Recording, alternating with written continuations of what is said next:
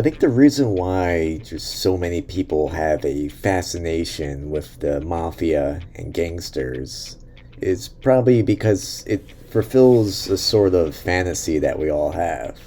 For one, mobsters don't have to put up with the same crap that normal people do in everyday life. They get an easy pass, almost like a cheat code but for real life. You don't have to wait in lines, people fear and respect you. You have money, you have power, fancy outfits, and you can also take revenge. And I think that this is something that we all dream about, even though we'll never admit it. And it kind of just ends there. You may daydream about such things, but it's really the magic of film where we can just truly feel like we're living this lifestyle without worrying about getting whacked or just ending up with the fishes or in prison. And when talking films, obviously the one that's the most highly regarded, and many people even call it the greatest movie of all time, and that's easily The Godfather. But if you want a Japanese alternative to this, because that's kind of what this channel focuses on, then I say look no further than Battles Without Honor and Humanity.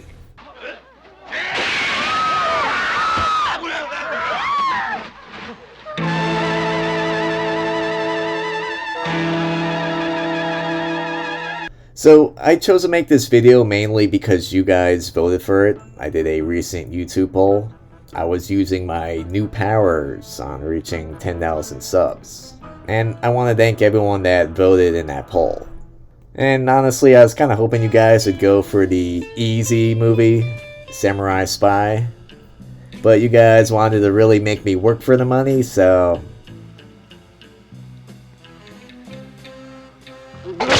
depending on how this video performs, I might choose to talk about each of these films individually. But for now, I'm just going to talk about the series as a whole. So there's actually quite a few of these films, and I'll talk about more of them later.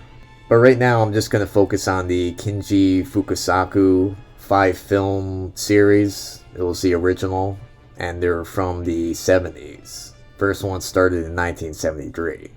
And this series includes Battles Without Honor and Humanity being the first one. Then you have Deadly Fight in Hiroshima, also known as Hiroshima Deathmatch, which is a much better name. Third film is called Proxy War. Then there's Police Tactics, the fourth film. And the final and fifth film is titled Final Episode. So I viewed these on the Arrow Blu-ray releases. I unfortunately didn't get the box set. If you're gonna buy them, I recommend just waiting for a sale, as Arrow DVDs are the more expensive ones. But Arrow, for me, I think is top tier. I think they make the best transfers. They usually have the most content. So if you're asking me, I definitely prefer that over Criterion. However, with these, there is really only one commentary, and that was for the first film. There is also a few interviews that are interesting, but as a whole, I definitely could have used more content. I was a little disappointed in that. But as a side note, I just love the covers of each of these films. They really just express that kind of gritty feeling. So, the name of the series is Battles Without Honor and Humanity, but it's also known in the West as the Yakuza Papers series. It's a Japanese Yakuza film series produced by Toei. It's inspired by a series of magazine articles that are in turn based on stuff that was written by real-life Yakuza members. The films themselves detail a kick-ass trip through the rise of the Yakuza during post-war Japan, taking place in 1945 and traveling through the next 12 or so years. It follows a group of friends that come together and just try to survive the cruelties of post-war and post-bomb Japan. And then they spend the next decade pretty much killing each other, constantly changing sides and turning on one another.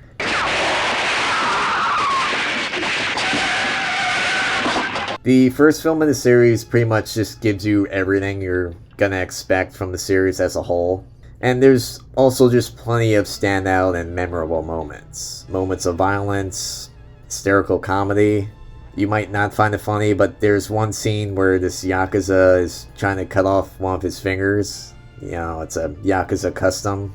やめとけやめとけ一生不自由すんど一旦口に出したんじゃけんやらにゃいけんよほいでどう詰めたらええんかの But he's not exactly sure on how to do it, so he's like asking people for help. これでええんじゃろかそうそうそれで体の重みでいっぺんに押しゃえんよ But there's also moments of drama, and there's even some hints of romance. It's also just a brutal and nasty film, probably very close to reality. A lot of reviews just paint this as having come around the same time as The Godfather, which actually released 6 months before this. But when you watch these films don't really resemble The Godfather at all. They more so resemble the French crime films, whose evolution in some respects parallel that of movies in Japan. Also, compared to the Godfather films, the tone is just completely different. In fact, this series makes the Italian mafia look like monks.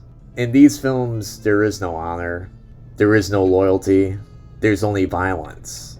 Violence and more violence. Usually ex-friend on ex-friend. Despite there being gangs, it's really just every man for himself.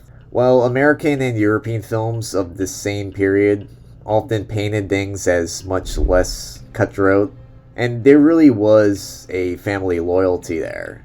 But here, that concept is just non-existent. You'll watch repeatedly as people switch sides, and they just do whatever it takes to survive. So now I'm just going to give you a brief summary of each of the films in the series. After all, this is a review of the entire series, not just one of the films or two of them.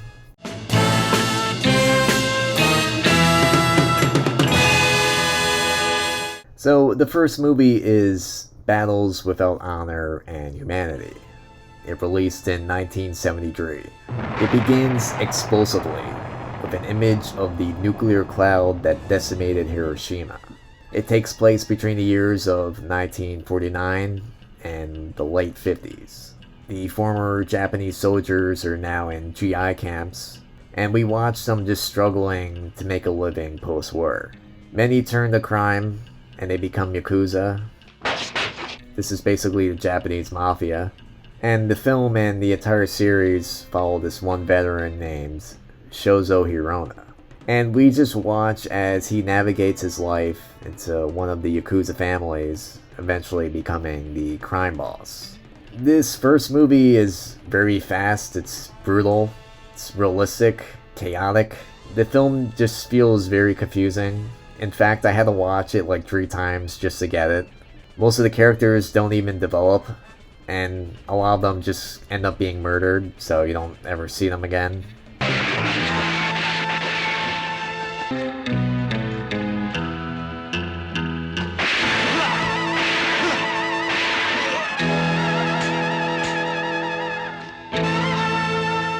I think the reason why this movie looks like this is because it's based on real historical accounts. And that's most likely why characters are just killed off before they even get a chance to develop.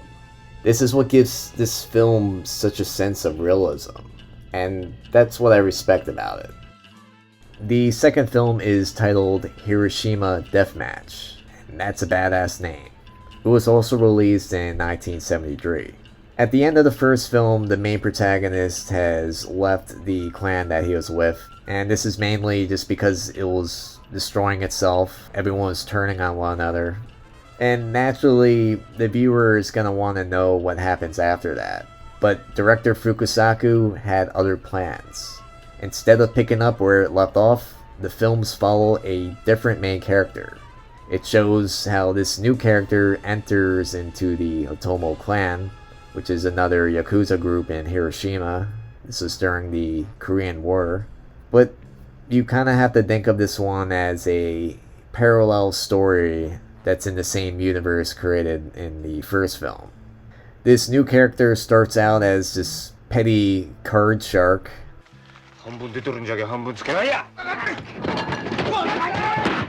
And soon he gets locked away for 2 years for assault.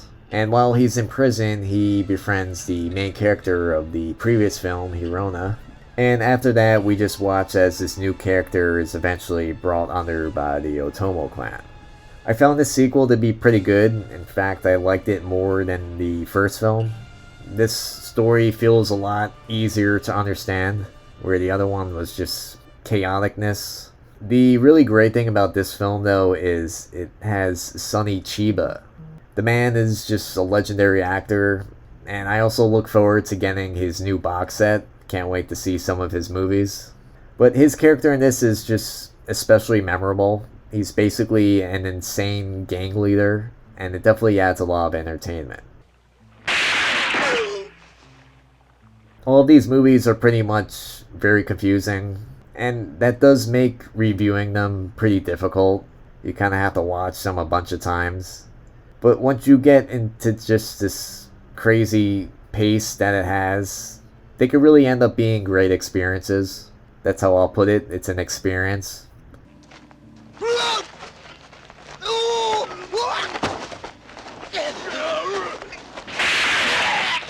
One of the reasons these films are so effective is just the true basis behind them. People are killed so quickly that it seems like there's not even time to develop them.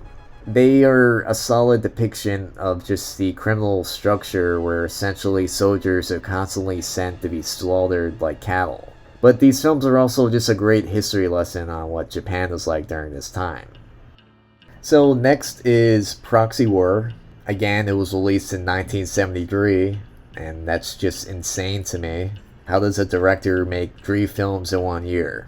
This third film is considered by many to be the best in the series, and I could definitely understand why.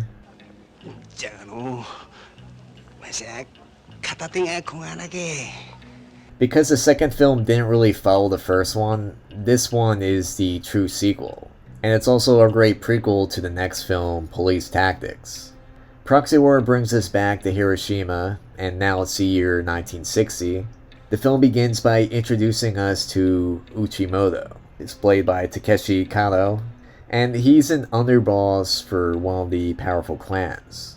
His superior is gunned down in the street, and so Uchimoto fails to seek vengeance quickly, leading to doubts as to how his ability is. Also, I gotta say that I loved the scene with one of the Yakuza underlings. There's one point where he's trying to impress his boss, so instead of cutting off his pinky, he cuts off his entire hand. And then Hirona just blasts him for being an idiot.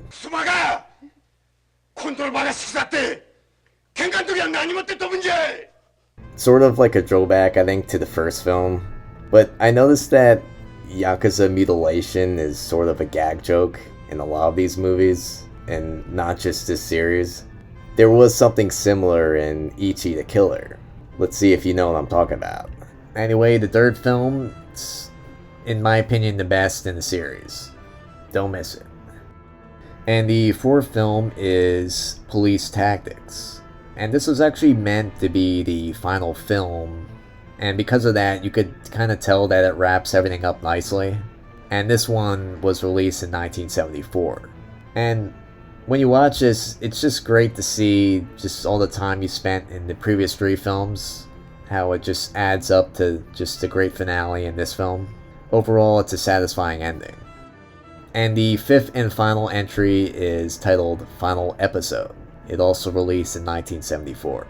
And this film follows up with what happens in Police Tactics. Though if you see Police Tactics, the way that ends, you kind of question why they made another one after that. And the reason why is just because the series did so well, and now it's time to make more money. And going in to watch this film, I was especially kind of skeptical of just the quality of the film. And it definitely does feel a little different from the other ones. But with that said, I was still pleasantly surprised with how this film turned out. In the end, there wasn't really a reason why they needed to wrap up the series with an additional wrap-up. But this film is still pretty good. I mean, I still feel like Police Tactics was better, but this is sort of like the part 2 to that. And still, I'd say if you watch the other 4, I'd say you still have to watch this one, just to see all 5 of them.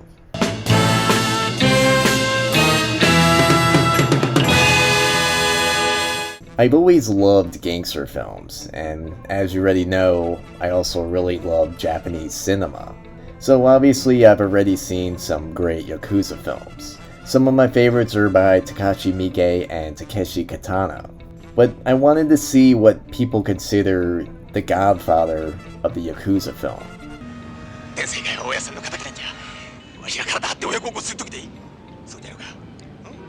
And whenever I look up top 10 Yakuza films, this series would always pop up. So the 5 films in the series are all directed by Kinji Fukasaku. They also star Bunta Sugawara, and he plays the main protagonist, Shozo Hirona. And he's actually based on a real-life Hiroshima mob boss. And what's cool about that is the main character is a criminal. Like, there's not too many redeeming qualities about him.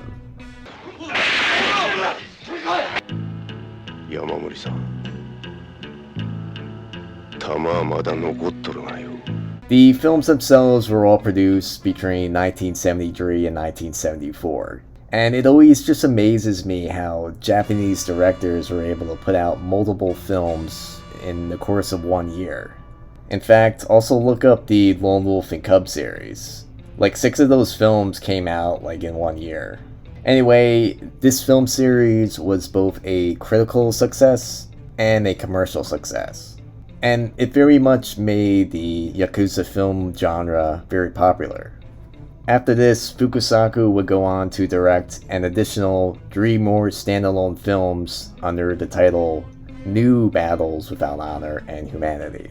And that came out between the years of 1974 and 1976. And 3 more films after that were produced by different directors, and they were produced in the years 1979, year 2000, and 2003. So far I've only seen the original 5, but I have heard that some of the newer ones are good too, so eventually I'll get to them.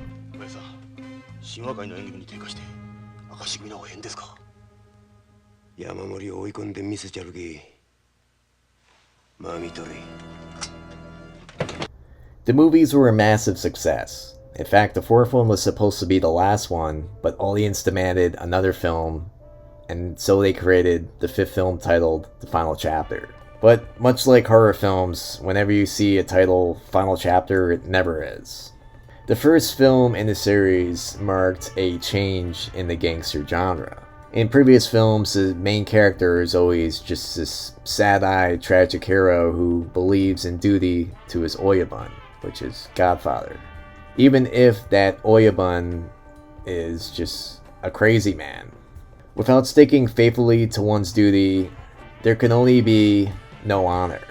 The tension between unconditional duty to a crime boss who commands his men to do harm to innocent people and one's own sense of humanity was the main source of drama in classic Yakuza film.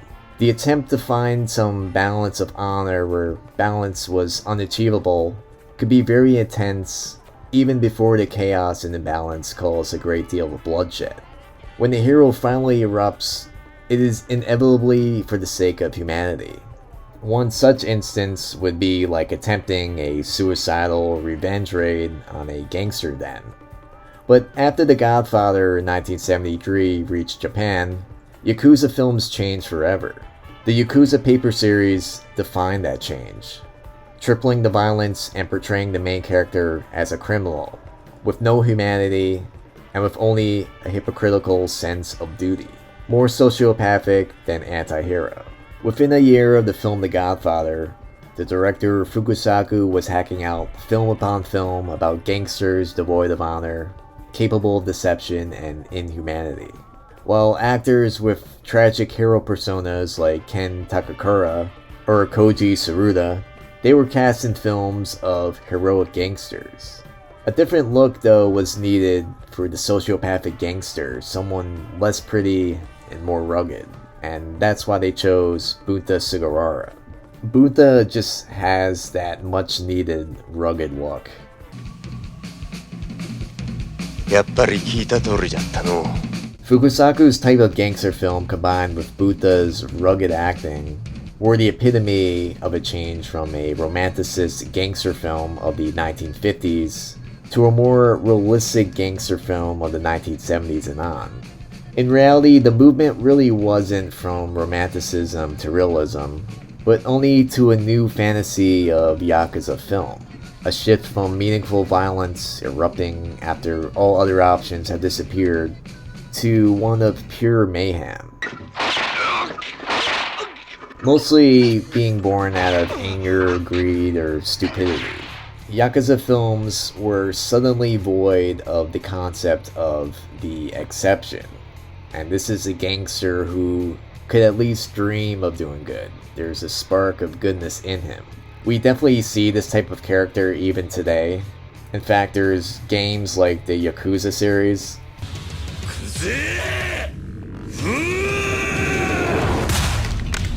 The main character in that series, Kazuma, is one of my favorite main characters in anything.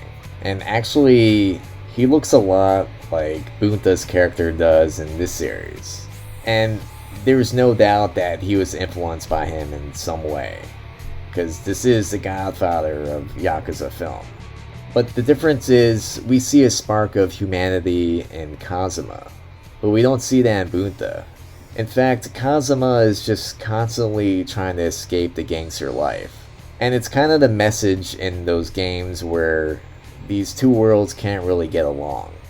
Constantly, Kazuma is trying to get rid of his gangster life, but he's always brought back in. Just when I thought I was out, they pull me back in. There is no love and humanity in the gangster life. So, if you plan on watching these, which you probably are if you're watching this video, I'm just going to give you a warning. When you go to watch the first film in the series, you're probably going to be overwhelmed, and maybe not in a good way. In fact, the first few minutes of the first film are amongst the most chaotic openings I've ever seen to a film. It's hard to even describe each scene. It all just kind of blends together into one mess of chaos and violence. And it's no surprise when this first premiered that a lot of people walked out, and I could definitely see why. It would definitely be interesting to see at the time. I mean, I have a feeling if this was shown now, people would probably walk out too. Within the first few minutes of this film, you get bombs being dropped. A woman looks like she's being sexually taken advantage of. There's even a man's arm that's just cut off with a katana and blood shoots everywhere. That last part was at least cool. But it's just ugly. It's ugly to look at, it's ugly to think about, it's ugly to talk about. It's as if these images themselves are there to just depict the feeling of the time. It's set right after World War II, so it shows just the unbalanced feeling during that time period and what people were feeling. And you believe it too. You believe it was just this chaotic because the director who made these films was actually there.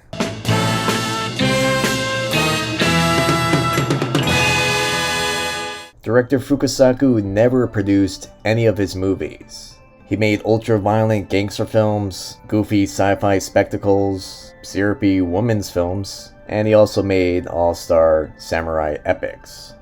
All of his movies are a depiction in the points in his life. As a 15-year-old boy near the end of World War II, his entire class was drafted and plunged to work in a munitions factory.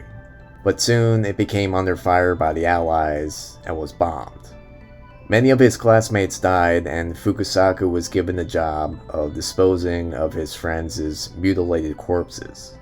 Until the end of the war, Fukasaku was so afraid that he slept with a sword by his side. Then as a teenager in the post-war era, he lived like a dog doing whatever it took to survive. And that's what these movies depict, just that ugly time period. I've seen many depictions of this, especially in manga and anime, but never has it been just as raw and gritty and ugly as it is here. And I think that's because it's the most realistic. The series criticized trickle-down economics before the term was even created. Trickle-down economics is a term used to describe the belief that if high-income earners gain an increase, then in turn everyone below them will also have increased income. In reality, only a few in Japan became wealthy while barely leaving scraps for anyone else. The hardworking middle class were left longing for what the Japanese called the 3Cs. And that would be cars, color TV, and air conditioning. Yakuza soldiers were basically the working class in their field. Besides the free meal, they were ultimately given less. They paid for everyday luxuries with the price of long prison sentences or their lives.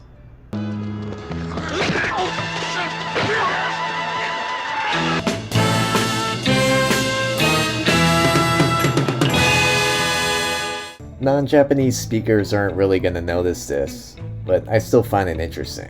This was the first movie to make popular the Hiroshima Bend slang, and this is Hiroshima's unique slang dialect. こんな山形の女とできとるの。 For Japanese audiences, the Hiroshima Bend in all 5 of these films, even to this day, remains highly quotable. And the lines in these films are just as memorable as Leave the gun. Take the cannoli. I'm gonna make him an offer he can't refuse. whole sections about the movies are still dedicated to its memorable lines and are widely quoted online even today. 山森さん、弾はまだ残っとるがよ。 Some scholars declare that 80% of this film's success is due to its slang, while others call it Hiroshima Bend Shakespeare. Originally, the screenwriter struggled to come up with the dialect in his screenplay. That was until meetings with Shigeru Okura, and he watched the Hiroshima-born studio heads scold his employees with cynical profanity-laced Hiroshima Bend. And finally, he understood it. こんなをやるしかないがの。踊れの手はもう汚れとるんじゃ。黙ってはよやれや。 After the movie opened, a young boy turned up to the main actor's doorstep, and he said to him in Hiroshima Bend, "I'm gonna kill Yamamori. I'm definitely gonna do it." Instead, the actor invited him out for ramen.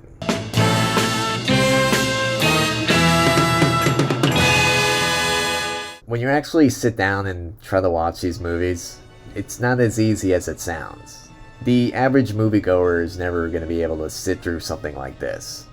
Even the action isn't as flashy as it might sound, especially when you combine just the confusing and insanely complicated plot in each of these films. The story may seem of no consequence, but much of the tedium comes from the fact that the conventions of the genre were never really aimed at Western audiences. The Yakuza Papers time period taking place in the aftermath of the Pacific War is the reason for its tone. This is when the Japanese learned that they were not this undefeatable divine race anymore. And they were told by basically their god, the Emperor, that he isn't God. If there was no God, then everything including humanity, duty, honor were likewise false. And all that remained was chaos.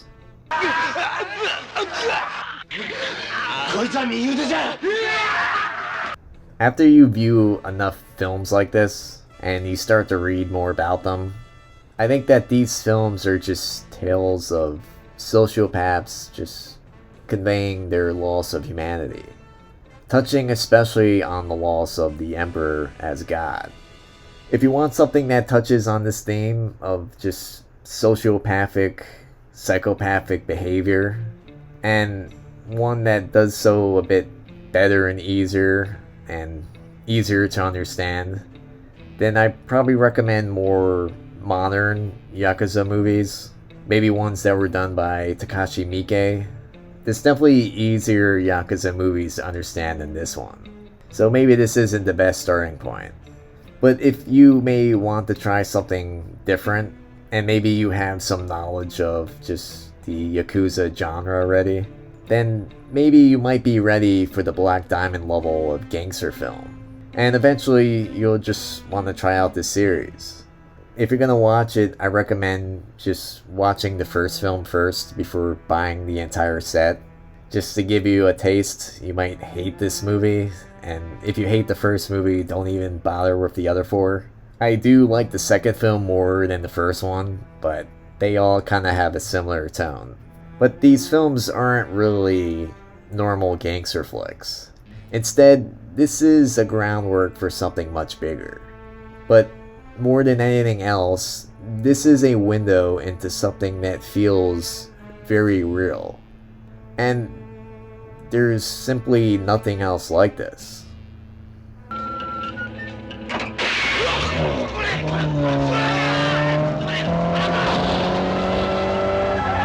Well, thanks for watching. This video was a lot of work, so I hope you enjoyed it.